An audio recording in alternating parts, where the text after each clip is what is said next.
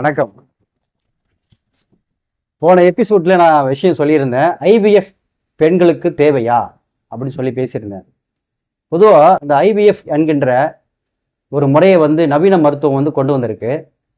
இந்த முறையை பெண்களுக்கு நம்ம திணிக்கும் முறையில் இருப்பதாக சில தாய்மார்களுடைய சில கோரிக்கையாக இருக்குது. அதாவது எப்படின்னா, இந்த முறையை மக்களிடையே நல்ல ஒரு விஷயம் நம்ம கொண்டு போகும்பொழுது மீண்டும் மீண்டும் அவர்களுக்கு இதே முறையை தான் நம்ம தொடர்ந்து பயன்படுத்தக்கூடிய ஒரு நிலை ஏற்படுமா, அல்லது இயற்கையான முறையில் இவங்க கருத்தரிப்பதற்கு வாய்ப்புகள் உண்டாகுதா அப்படின்னு பார்க்கும்போது, இந்த ஒரு முறை ஒரு முறை பெண்ணுடைய யோனி பகுதியில் பைக்குள்ள இந்த முறையை நம்ம கொண்டு வந்துட்டோம் அப்படின்னா, ஒவ்வொரு முறையும் இதே முறையை தான் நம்ம பயன்படுத்தி ஒரு குழந்தையை பெற்றெடுக்க முடியும் என்கின்ற நிலை தள்ளப்படுகிறாங்க. இதை விட சிறப்பான மருத்துவ முறையை சித்த மருத்துவத்தில் சொல்லப்படுது. ஏன் நம்ம இந்த முறைக்கு போகணும், அதற்கு முன்னாடி ஒரு முறை யோசிச்சு இந்த முறைக்கு மீண்டும் வரக்கூடாதா அப்படின்னு சிந்திச்சு பாருங்க அப்படின்னு சொல்றாங்க. அப்படி சொல்லப்படும் பொழுது என்ன அப்படின்னா, நம்ம எங்கெங்கெல்லாம் இதில் தவறு செய்திருக்கோம் அப்படின்னு சொல்லி பார்க்கும் பொழுது, ஒரு பெண்ணானவ பூப்படையப்படும் பொழுது அவர்களுக்கு பார்த்தீங்கன்னா ஒரு நல்ல நிலை ஒரு பொருளை தயாரித்து கொடுப்பாங்க. அதை சாப்பிட சொல்லுவாங்க.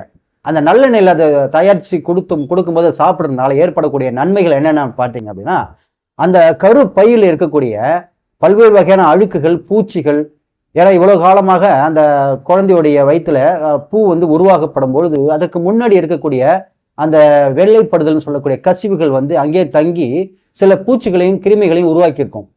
இவையெல்லாம் அங்கேயே தங்குறதுனால என்ன ஆகும் அப்படின்னா, அந்த புழுக்களும் பூச்சிகளும் உற்பத்தி ஆகக்கூடிய மலர்ந்து வரக்கூடிய அந்த பூப்பு தன்மையை அடையக்கூடிய அந்த கரு பகுதி, அதாவது ஓவரின்னு சொல்லுவாங்க, அந்த பகுதியானது உருவாக்கப்படும் பொழுதே இந்த பூச்சிகளால் அந்த பகுதி கொல்லப்படுகிறது. அப்போ மலட்டுத்தன்மை ஏற்படுகிறது. இந்த முறைகளை எல்லாம் சித்த மருத்துவத்தில் களைவதற்காக அவங்க என்ன செஞ்சிருக்காங்க அப்படின்னா, எள்ளு அரைச்சிட்டு வெள்ளத்தில், சாதாரணமான எளிமையான ஒரு மருத்துவம் தான் இது. எள்ளையும் வெள்ளத்தையும், வெள்ளம்னா கரும்புல செய்யக்கூடிய சாறுலேருந்து தரக்கூடிய சுத்தமான வெள்ளம், அந்த பாகு வெள்ளத்தையும் கலந்து அந்த குழந்தைக்கு ஒரு 3 உருண்டை கொடுப்பாங்க. இது ஏன் கொடுக்குறாங்க அப்படின்னா, இது அற்புதமான சுத்தி, அதாவது கருப்பையை சுத்தப்படுத்தக்கூடிய அற்புதமான மருந்து. இது எளிமையானது தான். ஆனால் இதை பெண்கள் அந்த நேரத்தை சாப்பிட மாட்டாங்க, பெண் குழந்தைங்க. அது மட்டும் இல்லாமல் காலையில் வெறும் வயித்துல நல்லெண்ணெய் குடிக்க சொல்லுவாங்க. இது கூட அற்புதமான மருத்துவம். என்ன அப்படின்னா, வறட்சித்தன்மையை போக்கக்கூடியது. இந்த நல்லெண்ணெய் என்பது என்ன செய்யும் அப்படின்னா, கருக்குழிவுக்குள்ள போயிடுச்சு அந்த கரு பாதை பகுதிகளையும் வெளிப்புற தோல் பகுதிகளையும் அது பேணி காத்து அந்த உள்புறமும் வெளிப்புறமும் நல்ல ஆரோக்கியமான ஒரு நிலையை உருவாக்கி தரக்கூடியது தான் இந்த நல்லெண்ணெய்ன்னு சொல்லக்கூடிய ஒரு அற்புதமான எள்ளு எண்ணெய். இந்த எண்ணெயை அந்த அந்த காலகட்டத்தில் கண்டிப்பாக அந்த குழந்தைகளுக்கு கொடுப்பாங்க. இது மட்டும் இல்லாமல் இந்த குழந்தைகளுடைய முதுகு தண்டு பகுதியெல்லாம் ஆரோக்கியமாக இருப்பதற்காக இவங்க சில வகையான பயிற்சி முறைகளை கொடுப்பாங்க. இந்த பயிற்சி முறை நம்மளுடைய அன்றாட வாழ்க்கையில பயன்படுத்தக்கூடிய ஒன்றாக இருக்கும். அது என்னன்றதை நம்ம அடுத்த எபிசோட்ல பார்க்கலாம்.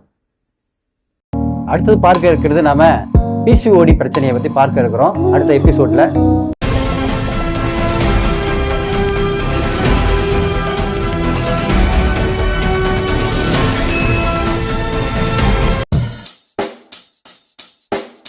Check the mic and make sure it sound right, boys.